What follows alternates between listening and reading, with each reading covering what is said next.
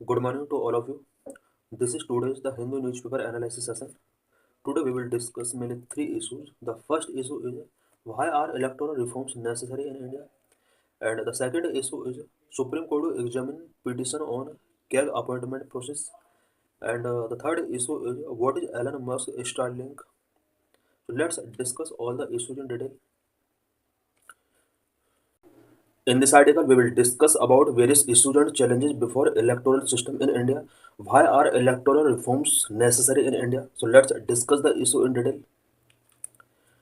Why news? The Election Commission has invited political parties to discuss strengthening the election process.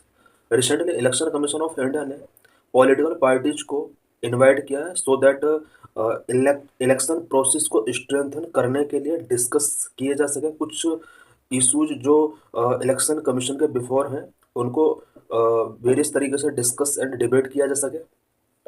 This is due to the allegations of manipulation of electoral roll during the recently concluded assembly elections and issues raised with respect to duplication electoral photo identity card EPIC numbers in different states. Because कुछ month पहले election commission of India के ऊपर कुछ allegations लगाए गए थे, specially electoral rolls में कुछ मैनिपुलेशन को लेकर यहाँ पर एलिगेशंस पुट किए गए थे. साथ ही EPIC electoral photo identity card के डुप्लीकेशन से रिलेटेड एलिगेशंस भी इलेक्शन कमीशन ऑफ इंडिया के ऊपर यहाँ पर लगाए गए थे. What are legal provisions? Article 324 of the Constitution provides that the superintendence, direction and control of the preparation of electoral rolls and the conduct of all elections to the parliament and state legislature shall be vested in election commission. Constitution के article 324 के अंदर ये provision किया गया है कि electoral rolls के preparation के लिए इसका सुपरिटेंडेंस डायरेक्शन एंड कंट्रोल करने के लिए इलेक्शन कमीशन की यहाँ पर रिस्पॉन्सिबिलिटी होगी. साथ ही पार्लियामेंट एंड स्टेट लेजिस्लेचर के लिए इलेक्शंस कंडक्ट कराने की responsibility election commission of India की होगी. आर्टिकल 324 के अंदर ये प्रोविजन किया गया है.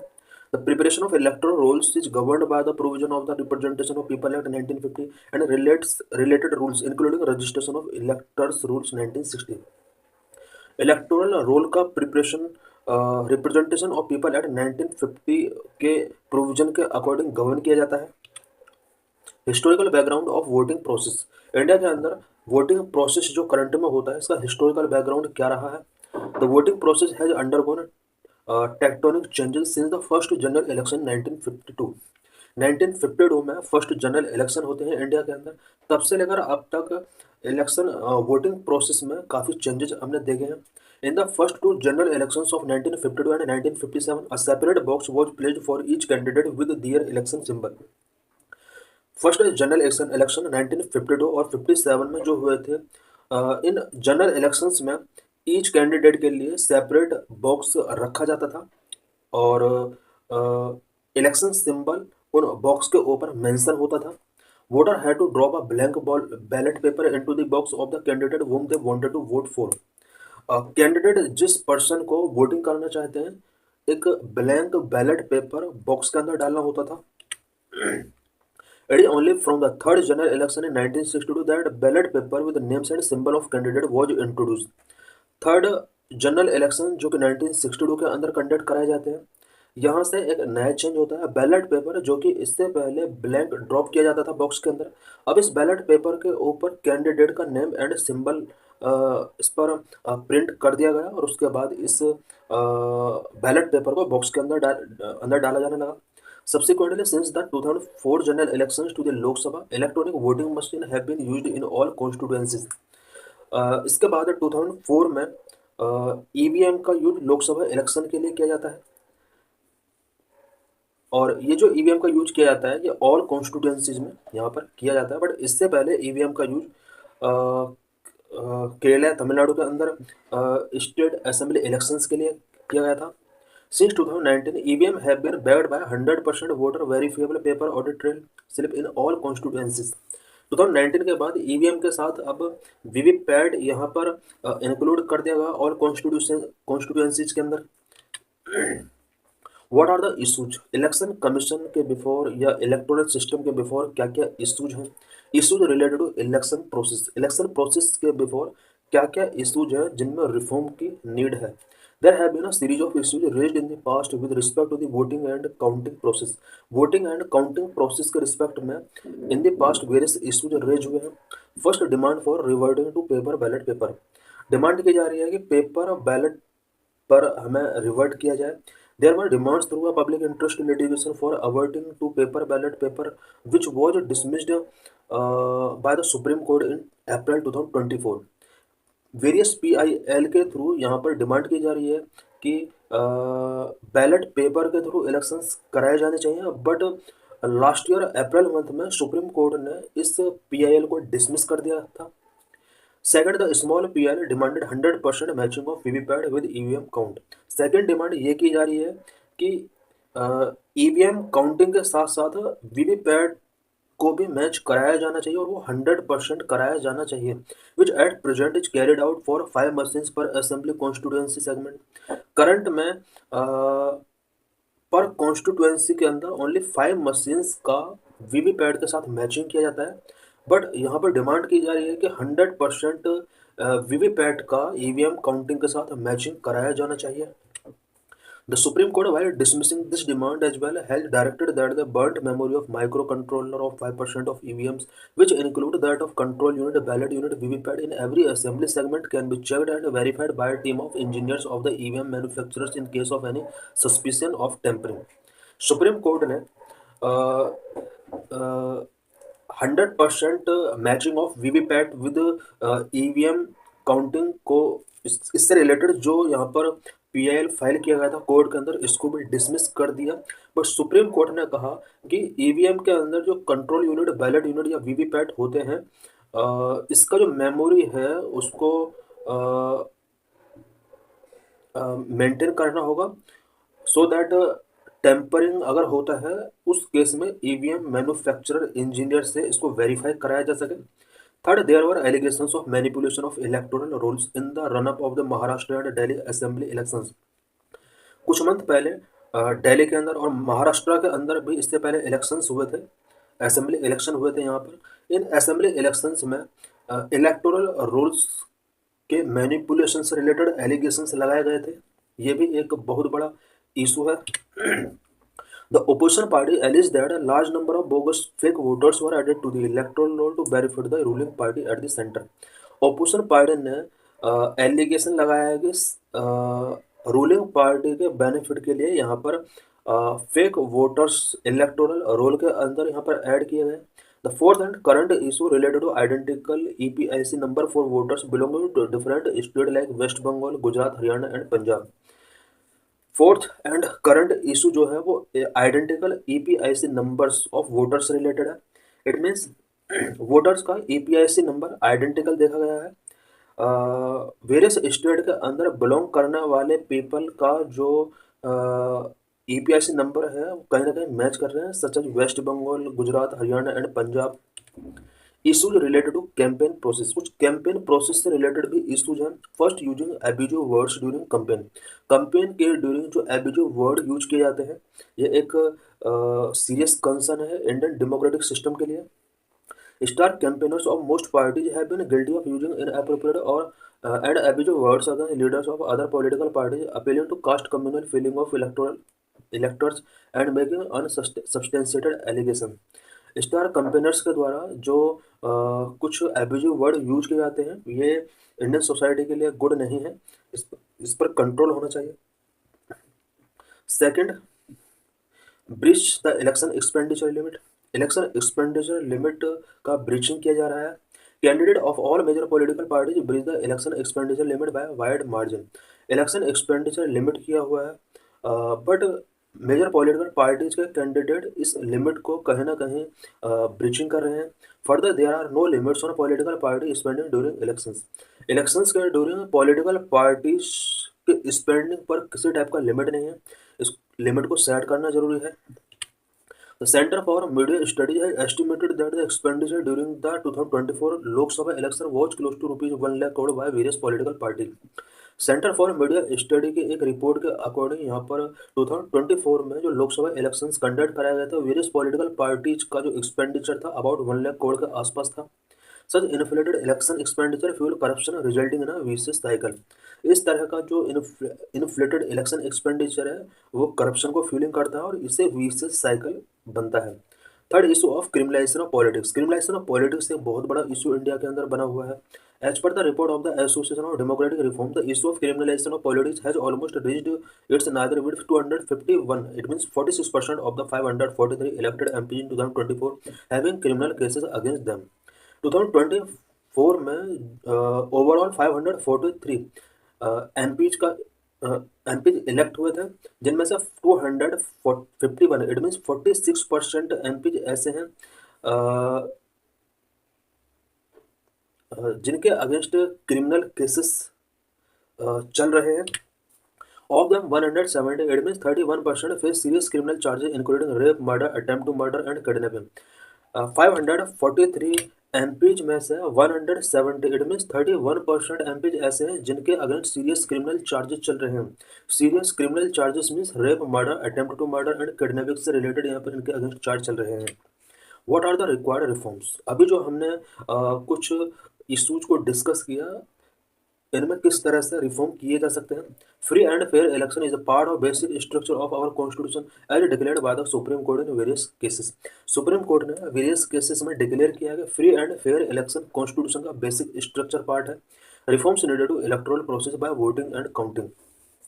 इलेक्टोरल एंड काउंटिंग के इलेक्टोरल प्रोसेस में किस तरह से रिफॉर्म किए जा सकते हैं। First, as regard the EVM and VVPAT related aspect, the sample size for the matching of EVM count and VVPAT slips should be decided in a scientific manner by deciding each state into a region। VVPAT और EVM counting का जो matching होना चाहिए वो scientific manner में किया जाना चाहिए। In case of even a single error, VVPAT slip should be counted fully for the concern reason. In any case अगर सिंगल एरर भी शो होता है वीवीपैट और ईवीएम काउंटिंग में, अगर कुछ डिफ्रेंसिएशन शो होते हैं तो यहाँ पर वीवीपैट और ईवीएम का फुल्ली काउंटिंग मैच कराया जाना चाहिए। Second, to address the apprehension of inclusion of fake voters and duplicate EPIC card, the process of linking citizen Aadhaar number with EPIC card may be considered after detailed discussion with all stakeholders. Fake voters and duplicate EPIC card से related apprehension को address करने के लिए Aadhaar number को EPIC card के साथ link किया जा सकता है और इसके लिए detail discussion all stakeholders के साथ करना होगा।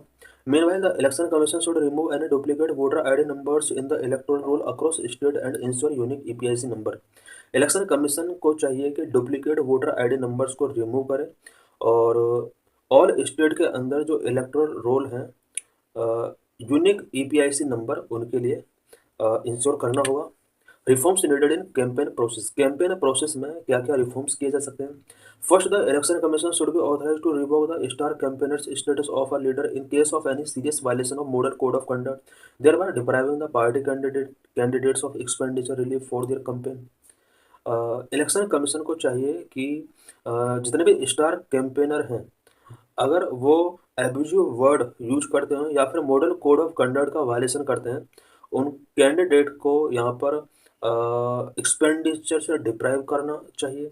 Under paragraph 16A of symbol order, the election commission has the power to suspend और withdraw the recognition of a recognized political party for its failure to observe MCC और follow lawful directions of the commission. Symbol order paragraph 16A के अंदर election commission को यह power दी गई है कि वो किसी पॉलिटिकल पार्टी को सस्पेंड कर सकती है या उसके रिकॉग्निशन को विड्रॉ कर सकती है अगर कोई political party modern code of conduct का अगेन एंड अगेन वायलेशन करती है। State action under this provision against bigger parties would have a salutary effect in ensuring adherence to the MCC. Election commission को bigger parties जो कि MCC model code of conduct का violation करती हैं इनके against state action यहाँ पर taking करना होगा। Second, with respect to election expenditure, the law must be amended to explicitly provide that financial assistance by political party to its candidates should also be within the limit of election expenditure prescribed for a candidate। एक candidate के लिए election expenditure जो prescribe किया गया है उस election expenditure के अंदर किसी पॉलिटिकल पार्टीज के द्वारा जो कैंडिडेट को फंडिंग कराया जाता है वो भी इंक्लूड होना चाहिए। रिसेंटली पॉलिटिकल पार्टीज के लिए यहाँ पर कोई इलेक्शन एक्सपेंडिचर लिमिट नहीं है, there should also be a ceiling on expenditure by political party. Political parties के थ्रू जो एक्सपेंडिचर किया जाता है उस पर भी सीलिंग यहाँ पर करना होगा। Third, the supreme court direction to candidate as well as political party to issue declaration about criminal antecedent at least 3 times before election in a widely circulated newspaper in the locally and in electronic media should be strictly enforced। Supreme court को all political parties के लिए और उसके candidate के लिए कुछ declaration यहाँ पर इशू किए जाने चाहिए। और जो डिक्लेरेशन हो सकता है वो कुछ important declaration such as election से पहले एवरी कैंडिडेट को 3 times क्रिमिनल एंटीसीडेंट जो भी है उसका वो यहाँ पर डिस्क्लोज करना होगा। लोकली न्यूज़पेपर के अंदर क्रिमिनल एंटीसीडेंट्स को सर्कुलेट करना होगा। इलेक्ट्रॉनिक मीडिया के थ्रू भी अपना जो क्रिमिनल बैकग्राउंड है उसको यहाँ पर पब्लिश करना होगा। This would enable a discerning voter in exercising a well informed choice. इससे जो वोटर होंगे वो अपना चॉइस को बेटर तरीके से इवेल्युएट कर सकते हैं। The election commission and various political parties should engage in a meaningful discussion on all these aspects so that the campaign and electoral process instil confidence in voters at large. Election commission और other opposition parties या जितनी भी political parties हैं इन सभी को मिलकर यहाँ पर मीनिंगफुल डिस्कशंस करने होंगे so that campaign and electoral process से रिलेटेड हमने जितने भी इशूज एंड चैलेंजेस को डिस्कस किया है उनको इजीली तरीके से सॉल्व किया जा सके। What is the appointment process of CAG? CAG means controller and auditor general of India. What is the role and various functions of CAG? Why news? The Supreme Court on Monday decided to examine the plea, challenging the absolute control by Central through President to appoint the CAG। CAG के appointment के process में central government president के through इसको absolute control मिला हुआ है। इसके against supreme court के अंदर कुछ पिटिशंस फाइल की जाती हैं और उन पिटिशंस को लेकर सुप्रीम कोर्ट अब एग्जामिन करने वाला है। Absolute control by the centre over the appointment process of CAG would Gravely affect the independence of constitutional authority. जिस तरह से कैग के अपॉइंटमेंट प्रोसेस में सेंट्रल गवर्नमेंट को एब्सोल्यूट कंट्रोल मिला हुआ है इससे कॉन्स्टिट्यूशनल अथॉरिटी की इंडिपेंडेंस ग्रेवली तरीके से अफेक्ट होती है। CAG have a watchdog over the financial expenditure and accountability of union and state government and even the panchayat raj institutions. CAG जो होता है ये फाइनेंशियल एक्सपेंडिचर जो भी इंडिया के अंदर होता है उस पर वॉचडॉग करके रखता है। साथ ही union and state government and even panchayat raj institutions की अकाउंटेबिलिटी पर भी वॉचडॉग रखता है। The petition said the CAG must be appointed by the President in consultation with a non-partisan selection committee comprising the Prime Minister, Leader of Opposition, Chief Justice of India। Petitioners का कहना है कि CAG का जो appointment होना चाहिए वो president के द्वारा नॉन पार्टीशन सिलेक्शन कमेटी के कंसल्टेशन के बेस पर होना चाहिए और इस नॉन पार्टीशन सिलेक्शन कमेटी के अंदर prime minister, leader of opposition and chief justice of India होने चाहिए। Giving exclusive control to the executive over appointment to key constitutional body would be a sure recipe for loss of independence. इस तरह से कि constitutional bodies के appointment पर अगर executive control over होगा तो इससे कहीं ना कहीं इंडिपेंडेंस लॉस हो सकता है। कॉन्स्टिट्यूशनल प्रोविजंस ऑफ कैग से रिलेटेड कॉन्स्टिट्यूशन के अंदर कौन कौन से आर्टिकल्स इंपॉर्टेंट है? Article 148 deal with the appointment oath and condition of service of CAG of India. Article 149 specifies the duties and power of CAG of India। Article 150 state that the account of union and state must be kept in a form prescribed by the president on advice of the CAG। Article 151 require the CAG's report on union account to be submitted to the president and laid before parliament। State report to be submitted to the governor and laid before state legislation। Article 279 provide that the CAG certifies the calculation of net proceeds and its certificate is final। Third schedule fifth schedule के अंदर भी इसका provision किया गया है। Third schedule section 4 prescribe the oath और affirmation to be made by जजेस और the supreme court and CAG upon assuming office. Sixth schedule में क्या प्रोविजन किया गया है? Specifies that accounts of district and regional council should be keep in a form prescribed by the CAG and audit accordingly reports are to be submitted to the governor for link before the council. ये कुछ article हैं जो बहुत ही important है। Article 148, 149, 150, 151, 279, schedule 3 and schedule 6 में भी इसका प्रोविजन किया गया है। Key facts about the controller and auditor general. As per Article 148 of Constitution, the CAG of India is a head of Indian Audit and Account Department. Article 148 के according CAG Indian audit and account department का head होता है. He is responsible for safeguarding the public purse and overseeing the financial system at both state and central level. Public purse को safeguard करने की responsibility इसी की होती है एंड स्टेट एंड सेंट्रल दोनों लेवल पर फाइनेंशियल सिस्टम को ओवरसीइंग करने का वर्क कैग ही करता है. CAG of India is governed by the Comptroller and Auditor General Act 1971 with significant amendments in 1976, 1984, 1987. CAG of India जो गवर्न किया जाता है वो controller and auditor general act 1971 के अकॉर्डिंग इसको गवर्न किया जाता है. इस एक्ट के अंदर 1976, 1984 एंड 1987 में रिफॉर्म या अमेंडमेंट किए जा चुके हैं.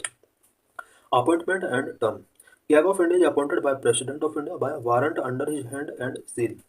Warrant under his hand and seal का मीनिंग है कि प्रेसिडेंट को एक सील लिफाफा दिया जाता है और प्रेसिडेंट के द्वारा इसका मेनली अपॉइंटमेंट किया जाता है. The term of office is 6 years और until the age of 65 whichever is earlier. CAG का जो टेन्योर होता है वो 6 year का होता है या फिर रिटायरमेंट एज इसका 65 होता है. 65 ईयर तक या 6 year तक ये अपने ऑफिस में वर्किंग कर सकता है. CAG takes an oath to uphold the Constitution and perform duties impartially without fear or favor. CAG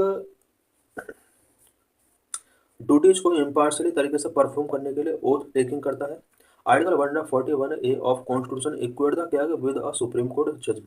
article 148 के अकॉर्डिंग CAG को सुप्रीम कोर्ट के जज के इक्वेट यहाँ पर माना गया है. A CAG can be removed only for the same reason and in the same manner as an apex court judge. Supreme court के जज के लिए जो रिमूवल प्रोसेस है उसी प्रोसेस के थ्रू यहाँ पर CAG को भी रिमूव किया जाएगा. It require special majority resolution in both house of parliament for proven misbehaviour और इनकैपेसिटी. CAG को रिमूव करने के लिए कुछ ग्राउंड होना चाहिए, प्रूवन मिसबिहेवियर या इनकैपेसिटी होना चाहिए और इससे रिलेटेड पार्लियामेंट के बोथ हाउस के अंदर स्पेशल मेजोरिटी से रेजोल्यूशन पास होना चाहिए. इट मीन्स यहाँ पर इम्पीचमेंट प्रोसेस ही अप्लाई होगा. इम्पीचमेंट प्रोसेस के लिए स्पेशल मेजोरिटी रेजोल्यूशन पास कराना होता है. CAG can resign any time from his office by addressing the resignation letter to the president. CAG any time resign कर सकता है और अपना रेजिग्नेशन लेटर ये प्रेसिडेंट को गिवन करता है. Independence of CAG. CAG can only be removed by the president only through a constitutional procedure not at president pleasure. CAG को प्रेसिडेंट के द्वारा रिमूव किया जा सकता है बट प्रेसिडेंट के प्लेजर के अकॉर्डिंग नहीं है बल्कि प्रेसिडेंट को इसके लिए कॉन्स्टिट्यूशनल प्रोसीजर फॉलो करना पड़ता है. After living office CAG is ineligible for any further office under the government of India और एनी स्टेट. ऑफिस लेफ्ट करने के बाद CAG किसी भी गवर्नमेंट ऑफ इंडिया स्टेट के अंदर फर्दर कोई ऑफिस टेकिंग नहीं कर सकता. The parliament determine the CAG salary which is equal to that of supreme court जज. CAG की सैलरी डिसाइड की जाती है पार्लियामेंट के द्वारा जो कि सुप्रीम कोर्ट के जज के इक्वल होती है. In consultation with the CAG president prescribe the service conditions for CAG staff and administrative powers. President CAG के साथ कंसल्टेशन करके CAG के स्टाफ मेंबर्स के service conditions and administrative powers को डिसाइड करता है. The CAG's administrative expenses including salaries, allowance and pension not subject to parliamentary vote and charge upon consolidated fund of India. CAG का जो भी administrative expense होता है including salaries, allowance and pension ये consolidated fund of India से charge किए जाते हैं और पार्लियामेंट्री वोट का सब्जेक्ट ये नहीं होते हैं. No minister can represent the CAG in parliament और take responsibility for his action. CAG के एक्शन के लिए पार्लियामेंट के अंदर कोई मिनिस्टर CAG को रिप्रेजेंट नहीं कर सकता ना ही इसकी रिस्पॉन्सिबिलिटी को रिप्रेजेंट कर सकता है. इट मीन्स CAG को यहाँ पर खुद अपने आप को रिप्रेजेंट करना होता है. Duties and power of CAG की क्या क्या पावर होती हैं, क्या क्या ड्यूटीज होती हैं. It audit the account related to the expenditure from the consolidated fund of India and state fund. CAG का जो मेन ड्यूटी होती है वो consolidated fund of India and state fund से रिलेटेड जितने भी एक्सपेंडिचर अकाउंट है उसको ऑडिट करता है. CAG also audit accounts of government corporations, public sector undertakings and bodies substantially funded by government. CAG government corporation, public sector undertakings and bodies substantially funded by government इन सभी का audit करने का work CAG का होता है. CAG provide a certificate on the net proceeds of tax and duties and audit transactions related to debts, advances and suspense accounts. CAG net proceed of taxes and duties से related certificate provide करता है। साथ ही डेप्ट advances and suspense account से related जो भी transaction हैं उनको ऑडिट करता है। CAG submit audit report to the president place them before parliament then public account committee examine this report. CAG अपनी रिपोर्ट प्रेसिडेंट को सबमिट करता है, प्रेसिडेंट उसको पार्लियामेंट के बिफोर प्लेस करता है and then public account committee इसको examine करती है। CAG act as an agent of parliament ensuring that public money spend efficiently and legally. CAG एक पार्लियामेंट के एजेंट के तौर पर वर्क करता है और ये इंश्योर करता है कि public money efficiently and legally तरीके से स्पेंड की जाए। CAG in India does not have control over the issuance of fund and perform the role of Auditor General only, unlike the CAG in Britain, which also function as comptroller. India के अंदर CAG comptroller का function perform नहीं करता है, only auditor general का role ये perform करता है, जबकि ब्रिटेन के अंदर CAG जो होता है वो comptroller का फंक्शन भी परफॉर्म करता है। साथ ही issuance ऑफ फंड पर इसका कोई भी कंट्रोल नहीं होता है। International audit bye CAG, international level पर भी ऑडिट ये कुछ कर सकता है, जैसे IAEA international atomic energy agency 2022-27। CAG is the external auditor for the International Atomic Energy Agency, ensure promoting the safe use of nuclear technology। Safe use of nuclear technology को promote करने के लिए CAG international atomic energy agency का audit यहाँ पर कर सकती है। FAO food and agriculture organization 2020-25। CAG audit the food and agriculture organization working towards global food security. Global food security को इंश्योर करने के लिए CAG food and agricultural organization को ऑडिट कर सकता है। What is Elon Musk Starlink satellite internet? Y news, Reliance Jio and Bharti Airtel have partnered with SpaceX Starlink to provide satellite internet in India, marking a shift from the telecom industry's earliest resistance to launching Starlink without spectrum options. Recently Reliance Jio and Bharti Airtel ने SpaceX का Starlink को के साथ partnership किया है so that India के अंदर internet satellite internet provide किया सके। इससे पहले टेलीकॉम इंडस्ट्री इंडिया में स्टारलिंक को लॉन्च करने से रिलेटेड यहाँ पर इनका ओपोज रहा है। About Starlink, Starlink is a low Earth orbit satellite constellation comprising over 7,000 satellites that provide internet to users via ground terminals। Starlink एक लो अर्थ ऑर्बिट सैटेलाइट कॉन्स्टलेशन है जिसके अंदर अबाउट 7,000 सैटेलाइट कंप्राइज होंगे जो कि ग्राउंड टर्मिनल के through internet provide करेंगे। This is owned by Elon Musk SpaceX and available in around 40 countries. Starlink Elon Musk SpaceX के द्वारा ओन्ड है और करंट में अबाउट 40 कंट्रीज के अंदर ये ऑपरेटिंग है। Working of Starlink, satellite continuously orbit the earth covering almost the entire surface. Starlink किस तरह से वर्किंग करेगा, इसके लिए सैटेलाइट अर्थ को ऑर्बिट करती रहेंगी कंटिन्यू, जो कि एंटायर सरफेस को कवर करेंगे।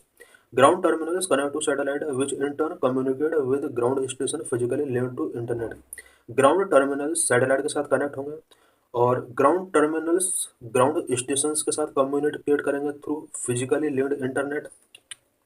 This setup enable wireless internet connectivity in areas where there is a lack of traditional broadband infrastructure। ये सेटअप उन एरियाज के लिए specially village, rural and remote area जहाँ पर इंटरनेट कनेक्टिविटी काफ़ी पुअर है या ट्रेडिशनल ब्रॉडबैंड इंफ्रास्ट्रक्चर का लैग है, उन एरियाज में ये जो टेक्नोलॉजी है वो काफ़ी बेटर हो सकती है। Starlink speed and latency, speed of around 100 Mbps that is similar to many home broadband connections. Starlink का जो स्पीड होगा वो 100 Mbps के अराउंड होगा, जो कि करंट के होम ब्रॉडबैंड कनेक्शन के सिमिलर होगा। Latency time for data transmission is higher than wired broadband which marking it less ideal for applications requiring real time responsiveness. बात अगर लेटेंसी की जाए तो इसकी लेटेंसी काफ़ी हाई है। Starlink usage in India, India में स्टारलिंक का यूजेज किन एरियाज में हो सकता है? Starlink is not very useful in cities with strong 5G and wired broadband network offer better speed and reliability. India में स्टारलिंक सिटीज़ में काफ़ी यूज़फुल नहीं रहने वाला है, बिकॉज़ सिटीज़ में 5G and wired broadband network जो कि स्टारलिंक के कंपेयर में better speed and reliability provide करा रहे हैं। It is highly beneficial for rural and remote areas providing instant connectivity where traditional network are unavailable. Starlink technology rural and remote areas के लिए beneficial हो सकती है, because rural and remote areas में traditional network unavailable रहते हैं, और इन एरियाज में स्टारलिंक इंस्टेंट कनेक्टिविटी प्रोवाइड कर सकता है। स्टारलिंक पोटेंशियल बेनिफिट क्या क्या इसके बेनिफिट हो सकते हैं? ब्रिजिंग द डिजिटल डिवाइड जो अर्बन एंड रूरल एरियाज के बीच में है उसको ब्रिज किया जा सकता है। Starlink can provide internet access to rural and remote areas, help to reduce the gap between rural and urban region. Rural and urban region के बीच में जो डिजिटल गैप है उसको रिड्यूस किया जा सकता है इसके through. Connectivity for maritime and offshore operations, maritime and offshore operations जो भी होते हैं उनके साथ कनेक्टिविटी को बूस्ट किया जा सकता है। Starlink is useful for commercial fishing ship, merchant vessels, offshore oil rigs and deep sea researchers. Commercial fishing ships, merchant vessels, offshore rig, oil ships and deep sea researchers के लिए Starlink काफ़ी useful हो सकता है। Disaster response and emergency communication. During natural disasters such as tsunami, cyclone, earthquake, when telecom infrastructure fail, Starlink can enable a quick setup for communication centers for military and emergency response. Natural disaster such as tsunami, cyclone, earthquake जब भी आता है उस time पर telecom infrastructure fail हो जाता है, but इस केस में स्टारलिंक कम्युनिकेशन सेंटर्स तक अपनी एक्सेस को इंश्योर कर सकता है for military and emergency responders के पास तक ये इजी एक्सेस के रूप में एक इम्पोर्टेंट रोल प्ले कर सकता है। Trackers with Starlink mobile kits can send SOS message for timely rescue. Timely rescue के लिए यहाँ पर SOS मैसेज इजीली तरीके से सेंड किए सकते हैं इसके through. How much does Starlink cost in India? India में स्टारलिंक का कॉस्ट क्या रहने वाला है? स्टारलिंक है टू मेन कॉस्ट, इसके अंदर टू मेन कॉस्ट होते हैं। Number one user terminal hardware, number two monthly subscription fee. User terminal hardware और router like device will be required to access the satellite network. Satellite network का access करने के लिए router like device हमें यहाँ पर लगाना पड़ेगा। इसके लिए monthly subscription fee, cost to stay connected to the service. The hardware में cost ₹17,000 to 40,000, while monthly plan could range from ₹5,200 to 8,400 based on Bhutan pricing। क्योंकि भूटान के अंदर भी स्टारलिंक ऑपरेट कर रहा है। बात अगर हार्डवेयर कॉस्ट की जाए इंडिया के अंदर तो 17,000 से 40,000 का हार्डवेयर कॉस्ट इसका आ सकता है। एंड मंथली प्लान की अगर बात की जाए तो इंडिया के अंदर 4,200 से लेकर 8,400 तक मंथली कॉस्ट इसका आ सकता है। So thanks for watching this video.